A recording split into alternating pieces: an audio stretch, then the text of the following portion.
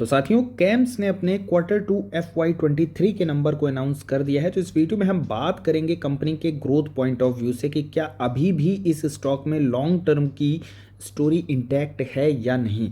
तो growth point of view से हम यहाँ पे बात करेंगे। ऑल्दो बिजनेस तो अच्छा है, बाकी यहाँ पे हम देखेंगे कि कंपनी ने अपने बिजनेस को किस तरीके से एक्सपेंड किया है। फिलहाल यहाँ पे देखें तो हम सारी वैल्यूज़ लैक्स में दी हुई हैं और यहाँ पे ये है आपका सितंबर Q2 FY23, ये है लास्ट ईयर का सितंबर Q2 और ये है आपका प्रीवियस क्वार्टर FY23 यानी हमारे जून वाला जो क्वार्टर में रिजल्ट अनाउंस हुए थे। तो यहाँ पे अगर हम रेवेन्यू की बात करें तो आप देख सकते हैं 249 करोड़ रुपए का कंपनी का रेवेन्यू है, जबकि पिछले साल 231 करोड़ रुपए का कंपनी का रेवेन्यू था। तो रेवेन्यू फ्रंट में YOY बेसिस पर 7.7% की ग्रोथ है। वहीं क्वार्टर ऑन क्वार्टर बात करें तो 241 करोड़ रुपए का रेवेन्यू पिछले क्वार्टर में निकल के आया है, तो यहाँ पे 3.6% की ग्रोथ आपको क्वार्टर ऑन क्वार्टर बेसिस पर देखने को मिलेगी। अब यहाँ पे अगर हम एक्सपेंस वगैरह निकाल दें कंपनी के, तो एक्सपेंस आप देख सकते हैं। पहले तो यहाँ पे एक्सपेंस देख लीजिए, 135 करोड़ रुपए से बढ़ करके 152 करोड़ रुपीज़ हो चुके हैं और पिछले क्वार्टर के कंपेयर में बात करें तो 154 करोड़ रुपीज़ से घट करके 152 करोड़ रुपीज़ हो गए हैं, यानी कंपनी ने एक्सपेंस को अपने कम किया है। तो डेफिनेटली यहाँ पे कंपनी के एबिटा मार्जिन जो हैं वो इस क्वार्टर में इम्प्रूव हो गए हैं। कंपनी के नेट प्रॉफिट की बात किया जाए तो 72 करोड़ रुपीज़ का नेट प्रॉफिट इस क्वार्टर में रहा है, जबकि पिछले साल के सेम क्वार्टर में भी 72 करोड़ रुपीज़ का ही नेट प्रॉफिट रहा है, यानी ऑलमोस्ट फ्लैट यहाँ पे नंबर जो है इन टर्म्स ऑफ ग्रोथ हमें YOY बेसिस पर देखने को मिल रहे हैं। क्वार्टर ऑन क्वार्टर बेसिस पर बात करें तो 64 करोड़ रुपीज़ का नेट प्रॉफिट रहा है, तो वहाँ से बढ़ करके 72 करोड़ रुपीज़ हुए हैं। तो क्वार्टर ऑन क्वार्टर यानी पिछले क्वार्टर के कंपैरिजन में 11% की ग्रोथ हमें कंपनी के नेट प्रॉफिट में देखने को मिल रही है। अब यहाँ पे अगर हम सेगमेंट वाइज भी बात करें तो आप देख सकते हैं अल्टरनेटिव बिजनेस वगैरह में भी यहाँ पे जो है तो हमें अच्छी ग्रोथ देखने को मिल रही है। ऑल्दो ये ग्रोथ उतनी अच्छी नहीं है जितना यहाँ पे स्टॉक के अगर हम पी की बात करें तो फिलहाल 44 का यहाँ पे पी चल रहा है और उसके हिसाब से अगर बात किया जाए तो आप देखिए यहाँ पे रेवेन्यू फ्रंट में अगर हम बात करें YOY बेसिस 7% ग्रोथ है। फ्लैट से यहाँ पे परफॉर्मेंस है YOY बेसिस पर। क्वार्टर ऑन क्वार्टर यहाँ पे ठीक ग्रोथ देखने को मिली है, लेकिन ये मार्जिन का इम्पैक्ट है। अदरवाइज आप रेवेन्यू में भी देखेंगे तो क्वार्टर ऑन क्वार्टर 3.6% की देखने को मिल रही है। तो जिस तरीके से कंपनी के वैल्यूएशन है, यहाँ पे एक नंबर में कुछ उस तरीके की हमें ग्रोथ नहीं देखने को मिल रही है। कंपनी के अगर हम बिजनेस पॉइंट ऑफ व्यू से बात करें तो कैम्स का यहाँ पे आप देख सकते हैं कि जो इंक्रीज हुआ है कैम्स के AUM में वो 3.1% का हमें इनके जो AUM है उसमें इंक्रीज देखने को मिल रहा है। मार्केट शेयर की बात करें तो RTA अगर हम बात करते हैं तो 69% का मार्केट शेयर अभी भी यहाँ पे कंपनी होल्ड कर रही है। इसके अलावा कैम्स वेलसर्व करके इनका एक सेगमेंट है जहाँ पे ये PMS वगैरह को मैनेज करते हैं। कैम्स NPS है, यहाँ से ये कंपनी जो है तो ENPS वगैरह को जो है तो यहाँ पे मैनेज करती है और ये NPS वाला जो सेगमेंट है यहाँ पे आप देख सकते हैं कि यहाँ पे इनका जो मार्केट शेयर है वो 9.5% है, जो कि सेकंड पोजीशन में आता है ENPS के सेगमेंट में। एंड आई रियली फील कि यहाँ पे ये जो NPS वाला सेगमेंट है ये इसमें काफ़ी अच्छी ग्रोथ है, क्योंकि ये जो एक मॉडल है ये बहुत अच्छा मॉडल है। इनफैक्ट मैंने खुद भी NPS को ऑप्ट किया हुआ है एंड आई रियली फील कि ये जो SIP वे में यहाँ पे पेंशन प्लान की जो स्कीम लेकर के आई हुई है गवर्नमेंट, तो ये बहुत अच्छा स्कीम है आने वाले टाइम पर। अब स्पेशली वहाँ पे अगर हम बात करें जहाँ पे इंडिया जैसी ग्रोथ कंट्री है, जहाँ पे जो है तो बात की जा रही है कि डिकेड जो है ये डिकेड इंडिया का होने वाला है, तो डेफिनेटली इक्विटी को लेकर के और जो यंगस्टर्स हैं जो लोग एग्रेसिव यहाँ पे इन्वेस्टमेंट कर रहे हैं, तो NPS एक बहुत अच्छा बेनिफिशियल इनके लिए सेगमेंट होने वाला है इन टर्म्स ऑफ फ्यूचर अगर बात किया जाए।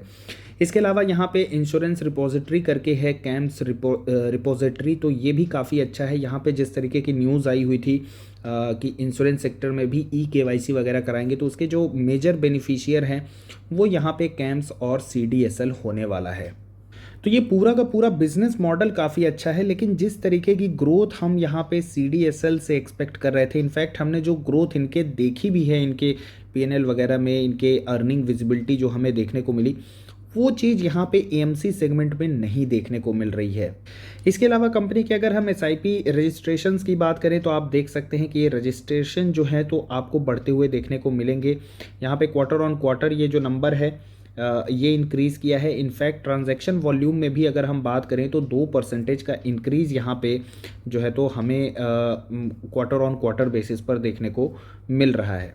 अदर यहाँ पे अगर आरटीए की बात करें तो उसके कंपैरिजन में यहाँ पे कैम्स जो है काफ़ी स्ट्रांगली होल्ड कर रहा है। यहाँ पे आप देख सकते हैं जिस तरीके से उन्होंने 69% का मार्केट शेयर बोला था, आप देख सकते हैं टॉप 50 अगर एएमसी की बात करें तो उसमें से 10 एएमसी ऐसी हैं जो यहाँ पे कैम्स के द्वारा यहाँ पे आरटीए वगैरह मैनेज किए जाते हैं। तो यहाँ पे आप देख सकते हैं कि जो टोटल एईएम है उसमें काफ़ी बड़ा डिफरेंस है अदर आरटीए अगेंस्ट यहाँ पे कैम्स की अगर हम बात करें तो। सिर्फ यही नहीं, लास्ट अगर 10 म्यूचुअल फंड जो लॉन्च हुए हैं उसमें से कैम्स ने अकेले 5 यहाँ पे म्यूचुअल फंड को जो है तो विन किया है और उसका एईएम भी यहाँ पे आप देख सकते हैं जो अदर 5 हैं उनके कंपैरिजन में लगभग 4.5 टाइम्स हमें देखने को मिल रहा है। Market share year on year यहाँ पे इंक्रीज़ किया है, लेकिन ये जो 69% का मार्केट शेयर है ये काफ़ी टाइम से यहाँ पे पिछले 2-3 सालों से कंटिन्यूसली हमें देखने को मिल रहा है। इंडस्ट्री एईएम के अगर हम ग्रोथ की बात करें और कैम्स के एईएम की ग्रोथ की बात करें तो यहाँ पे आप देखेंगे एज़ कम्पेयर टू इंडस्ट्री ये ग्रोथ हमें थोड़ी सी स्लो होती हुई देखने को मिल रही है।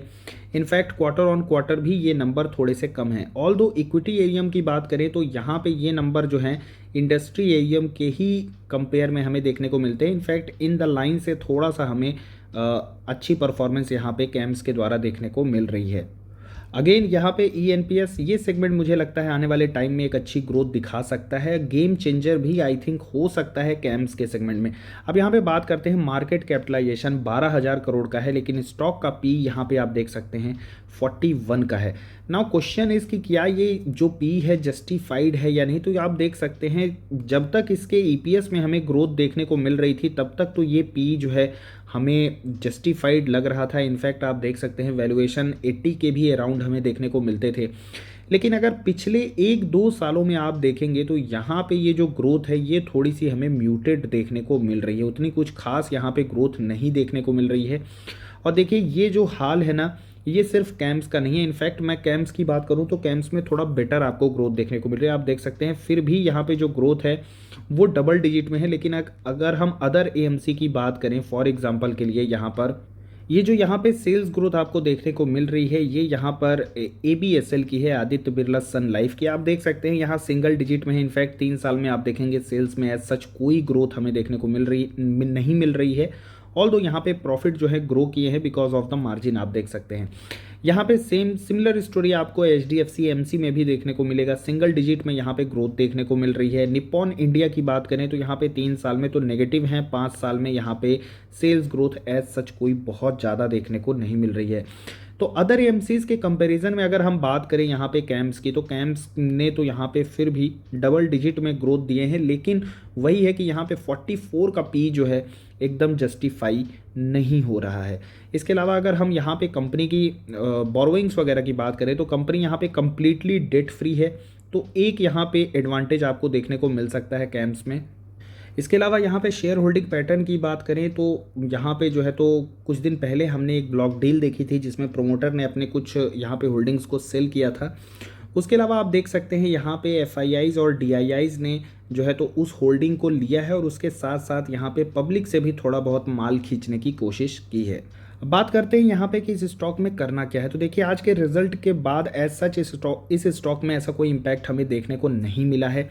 तो इन्वेस्टर्स की तरफ से नंबर जो है कोई बहुत अच्छे नंबर नहीं है, कोई बहुत ख़राब भी यहाँ पे नंबर नहीं है।